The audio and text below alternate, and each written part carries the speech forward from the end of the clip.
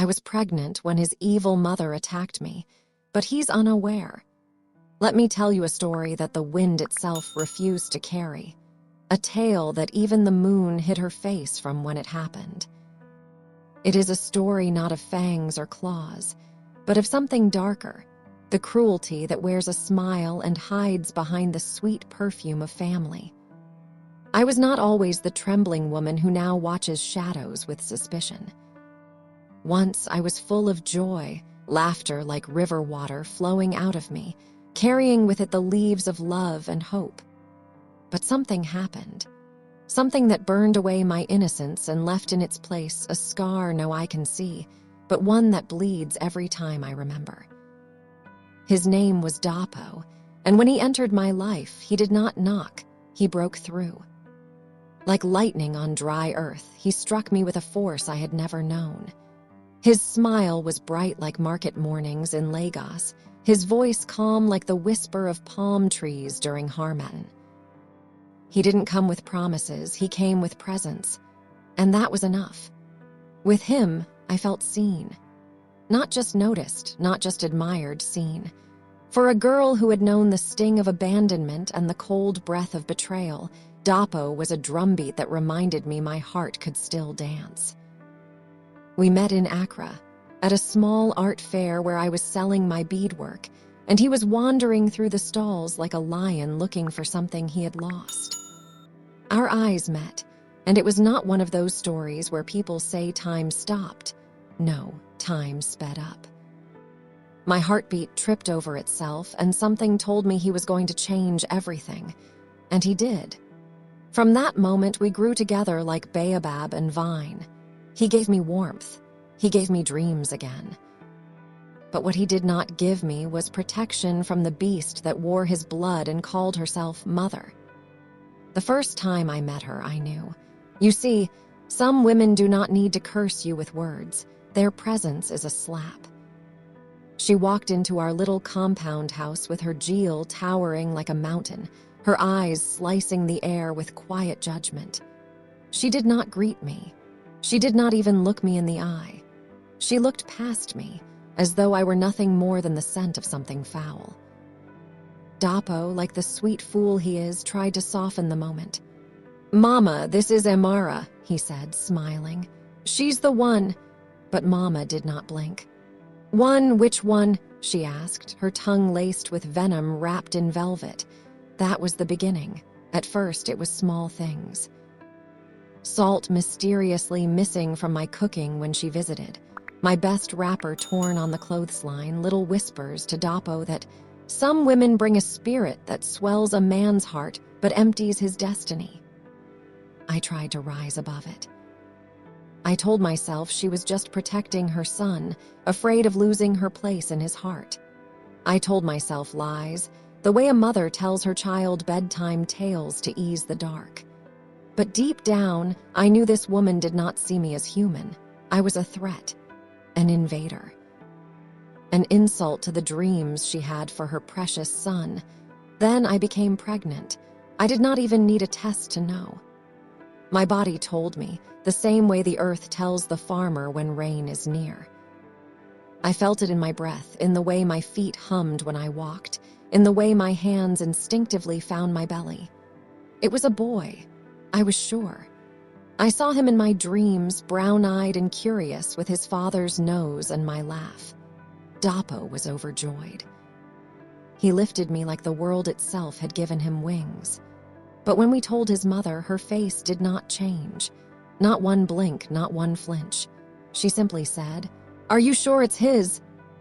That night, I cried into the crook of Dapo's neck, and he held me like a man trying to plug the cracks in a dam. He promised me she would come around. He said the baby would melt her heart.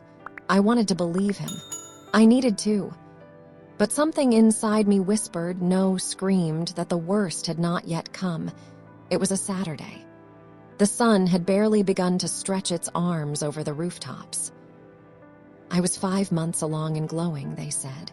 Even the mango vendor at the corner would smile and say, "Ah, this one carries a king." Dapo had gone to Kumasi for a work trip, and I was alone. I woke early to prepare a pot of jollof and boiled yam. My hands were busy, my heart light. I didn't hear her come in. "Mama," I called out when I heard the gate creak. No answer, just footsteps, slow and heavy. I turned, and there she was, standing in my kitchen like a judgment. Her eyes roamed my belly like a snake measuring prey. "You really think you've won, don't you?"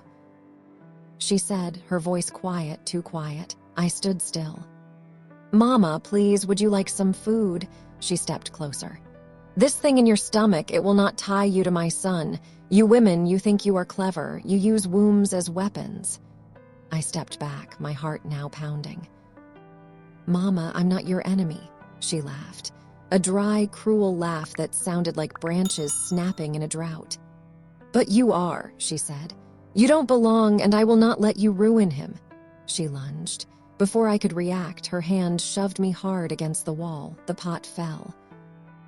My back screamed in pain. I crumpled, hands flying to my stomach. "Mama, please," I cried, but her face had changed. It was no longer a mother's face. It was something ancient and terrible. She raised her hand again, but I crawled away, gasping. I reached the door, pushed it open with shaking arms, and dragged myself into the compound. Neighbors saw, shouts, feet running. I don't remember much after that, just the pain, the blood, the terror. The ambulance came, the white sheets, the ceiling lights of the hospital blurring into stars. The silence in the room as they checked for a heartbeat. The way the nurse's mouth twisted before she spoke. I had lost him. My boy, my dream. Gone. Dapo arrived hours later. He flew into the hospital room like a madman. I wanted to scream. I wanted to tear at his shirt and ask why he had left me alone. But I had no strength. My body was empty. My soul even more so. He held me weeping, begging for forgiveness. But I did not speak. What was there to say? His mother had done this. And he, sweet, foolish Dapo, did not even know. They told him I fell. They told him I slipped and hit my back. Mama played the part well, crying with crocodile tears, clutching my hand in front of others like we were kin. I saw her one last time before we left for Abuja. She leaned close and whispered, "If you speak, no one will believe you." I am the mother. I am the blood. Dapo still doesn't know. He sleeps beside me each night, warm and loving, dreaming of a future I no longer trust. He wants another child. He says this time he'll be home more. He says his mother is warming up to me, that she even bought baby clothes just in case. I smile, I nod. But I know better. I carry the truth like a second child inside me, silent, heavy, alive. I watch the way she hugs him, the way her eyes still cut me when she thinks I'm not looking. I wonder if he'll ever see it. If he'll ever open his eyes and realize that the monster he's afraid might hurt me is the same one who kissed his forehead every night of his childhood. And so I wait. I wait for the day the truth will crack open, like thunder over dry earth. I wait for the moment he will look at me not with love, but with the horror of betrayal, not mine, but hers. Until then, I live in this lie, a lie wrapped in lullabies and fake smiles. But I have not forgotten. I will never forget. I was pregnant when his evil mother attacked me, but he's unaware. And one day, the wind will carry this story to his ears. And when it does, may it howl. May it roar. May it tear through the silence like a scream in the night. Because the truth, my dear, does not stay buried, it grows. It waits. And when it is ready, it will rise like fire through dry grass. And everything she built with her lies will burn. The days turned into seasons, and the wound she left in me did not heal. It learned to sing. It sang in the silence between Dapo's laughter. It hummed when I folded baby clothes we never used. It whispered when he kissed my belly and asked, with trembling hope, if I was ready to try again. I told him yes, not because I had forgiven, not because I had forgotten, but because somewhere inside me, I still believed in the life we once imagined. The dream was wounded, yes. But dreams, like trees, sometimes bloom again even after fire. We moved to Abuja, away from her reach, or so we thought. Dapo opened a small architecture firm, and I poured myself into my art again, weaving beads, dyeing fabric, finding comfort in the things made by my hands because they never betrayed me. And in the quiet of our new life, a miracle bloomed.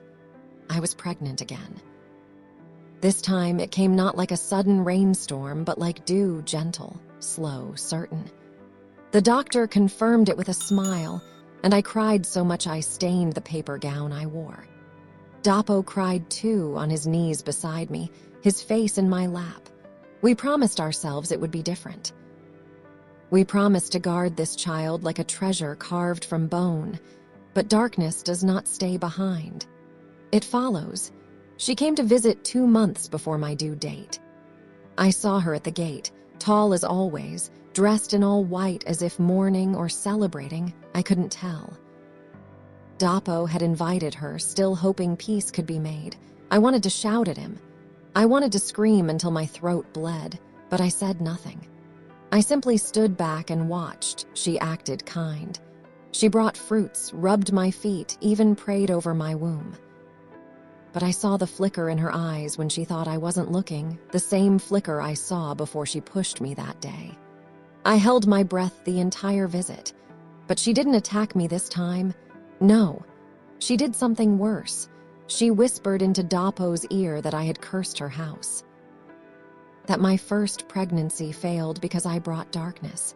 That he should take the child to her after birth for blessings or the baby would not survive. He told me this the night she left, laughing nervously like it was foolish talk. "You know Mama," he said. "She still believes in those old things." But I didn't laugh. I felt cold. The baby came early. Labor hit me like war drums in the middle of the night. Dapo rushed me to the hospital, and for hours I swam between life and death. I screamed, I prayed, I bled. Oh, I bled like the sky was pouring through me. But then I heard it. That cry. That sacred, piercing cry of life. A girl. Not a boy like I had seen in my dreams years ago. No, this one was fire. She came with fists clenched, with lungs full of fight, with eyes already searching. They placed her on my chest and she looked at me, truly looked, and in that moment every scar inside me began to fade. We named her Ifoma, good thing, because she is. She became the drumbeat of our home, laughter ringing in every room, her tiny hands pulling light into places that once held shadows. Dapo changed after her birth. Something in him shifted. He began to ask questions about that day, about the lies. He talked to neighbors back in Accra. He saw the fear in their eyes, the shame when they spoke. He pieced it all together. And one day he came to me with his face pale, his hands trembling. "Why didn't you tell me?" he asked, voice cracking like old wood, and I told him everything. He broke. Right there in front of me, he shattered. And then he wept. Not like a man, but like a boy, the boy who had believed his mother was a goddess, now realizing she was flesh and blood and something darker too. He begged me to forgive him. He held my feet. He said, "I should have seen it, I should have protected you," and I forgave him. Because love is not the absence of betrayal, it is what we choose to do after. It is holding hands even with cracked fingers. It is building again, not because it's easy, but because the foundation is still there. We do not speak to his mother now. She sends letters. She sends money. But we send nothing back. Because some stories need to end so new ones can begin. And this new story, our story, is written in giggles and lullabies, in the soft thump of little feet across the hallway, in the way Dapo looks at me now, like a man who knows what love costs and still chooses it anyway. Every night, I lie beside my daughter and tell her stories. Not fairy tales, no. I tell her the truth. I tell her of pain, of strength, of how light can rise even in the deepest well. And when she's old enough, I will tell her this whole story not to scare her, but to show her that women are made of more than bones and blood. We are made of fire. And fire remembers. She holds my finger in her sleep, and I feel it, that quiet promise that everything broken can be beautiful again. We survived, and now we love.